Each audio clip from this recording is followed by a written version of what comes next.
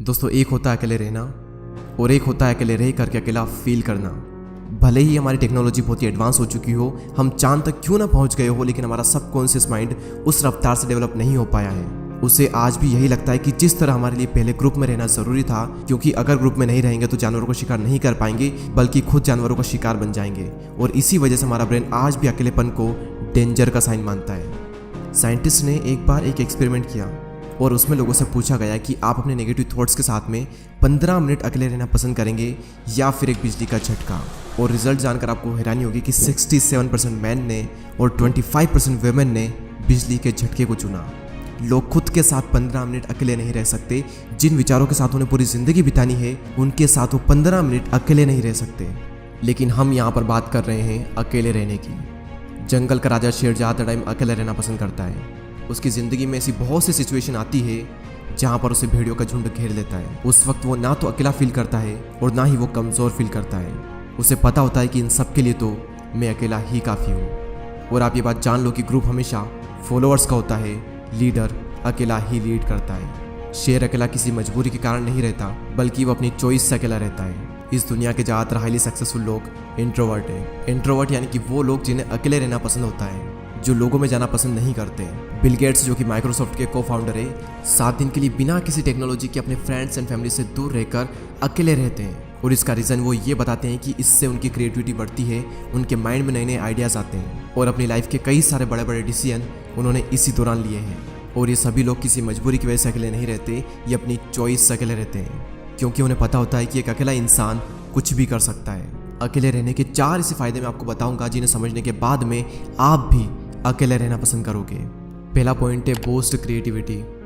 Nikola Tesla, जो कि एक महान वैज्ञानिक रह चुके हैं, जिसकी वजह से हमारे घर में इलेक्ट्रिसिटी आ रही है, जिनकी वजह से आज हम इतनी गर्मी में एसी एंड कूलर की हवा ले रहे हैं, जिन्होंने 300 से भी ज़्यादा इन्वेंशन किए हैं। उनका कहना यह है कि be alone that is the secret of invention, be alone that is when ideas are born.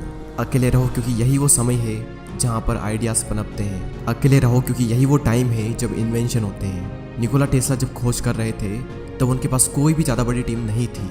उन्होंने ज़्यादातर जो इन्वेंशन है वो अकेले रहकर अपनी लैब में किए। और रिसर्च बताती है कि जब आप अकेले होते हो और कुछ भी नहीं कर रहे होते हो, तब आपके ब्रेन के DMN यानी कि डिफ़ॉल्ट मोड नेटवर्क में ज़्यादा एक्टिविटी होने लगती है। और इसी नेटवर्क की वजह से इंसान क्रिएटिव सोचता है, उसके ब्रेन में नए नए आइडियाज़ आते हैं। सर आइजैक न्यूटन को भी क्रिएटिविटी का आइडिया तब आया था जब वो अकेले एक एप्पल ट्री के नीचे बैठे थे। मेरे इस यूट्यूब चैनल पर इतनी सारी वीडियो है, इनमें से एक भी वीडियो ऐसी नहीं है जो कि मैंने किसी के साथ बैठकर बनाई हो। सारी वीडियोस के आइडिया मुझे अकेले में आए हैं और सभी वीडियो की स्क्रिप्ट मैंने अकेले बैठकर ही लिखी है। अगर मेरे साथ कोई है तो मैं कभी भी काम नहीं कर सकता। मुझे एकांत माहौल चाहिए क्रिएटिव सोचने के लिए। सेकंड पॉइंट है इंक्रीज्ड फोकस। जब आप अकेले रहोगे तो उन सभी लोगों से दूर रहोगे जो कि आपका ध्यान भटकाते हैं। आपका पूरा फोकस बस एक ही जगह पर रहेगा, आप चाह कर भी भटक नहीं सकते। आज से 4 साल पहले जब मैंने अपनी यूट्यूब जर्नी स्टार्ट की थी, तब मेरी लाइफ में सिर्फ 3 से 4 ही फ्रेंड थे और उनसे भी मेरा मिलना बहुत ही कम होता था। उस वक्त मैं ज़्यादातर टाइम अकेला ही रहता था और मुझे बहुत अच्छा लगता अकेले रहना, क्योंकि अकेले में मैं एक जोन में होता था। मैं भगवान का बहुत ही शुक्रगुजार हूँ कि उस वक्त मुझे लोग ज़्यादा पसंद नहीं करते थे। मेरी लाइफ में बहुत ही कम लोग थे और उसी वजह से मैं फोकस कर पाया और आज कुछ बन पाया, सिर्फ और सिर्फ क्योंकि मैं आइसोलेशन में था। अब ये आइसोलेशन क्या होता है? एक होता है अकेले रहना और एक होता है अकेले रह करके अकेला फील करना। अकेले फील करना यानी कि लोनलीनेस, अकेलापन। इसके लिए आपकी लाइफ में 1 से 2 लोग होने चाहिए, कुछ खास लोग जिनसे आप टाइम टू टाइम मिल लें, अपने दिल की बातें शेयर कर लें और उसके बाद फिर ख़त्म। और एक होता है अकेले रहना यानी कि आइसोलेशन, जहाँ पर आपका focus, creativity and productivity next level पर होती है। आइडियाज़ आते हैं, हम ग्रो करते हैं, अपनी क्षमताओं का पूरा इस्तेमाल करते हैं। और यही हुआ मेरे साथ जब मैं आइसोलेशन में चला गया। तीसरा सबसे बड़ा फ़ायदा सेल्फ अवेयरनेस। आप खुद को जान पाते हो। दोस्तों, एक बार मैं खाना खाने के बाद वॉक पर जा रहा था। रास्ता काफ़ी लंबा था, आधा रास्ता बीत गया। उसके बाद मैंने अपने एक फ्रेंड को कॉल किया और जब मैंने कॉल किया, जब मैं बातों में लग गया, मुझे पता ही नहीं चला कि कब रास्ता ख़त्म हो गया और कब मैं रिटर्न घर पर आ गया। यानी कि अगर हम किसी के साथ में तो हमारा कितना ही टाइम निकल जाता है हमें पता भी नहीं चलता। बड़े बड़े रास्ते छोटे पड़ जाते हैं अगर हम किसी के साथ में होते हैं तो। लेकिन जब हम अकेले होते हैं तो वही समय, वही रास्ता थोड़ा लंबा लगता है और हम अपने बारे में ज़्यादा सोच पाते हैं। सेल्फ अवेयरनेस के लिए, खुद को जानने के लिए अकेले रहना बहुत ज़रूरी है।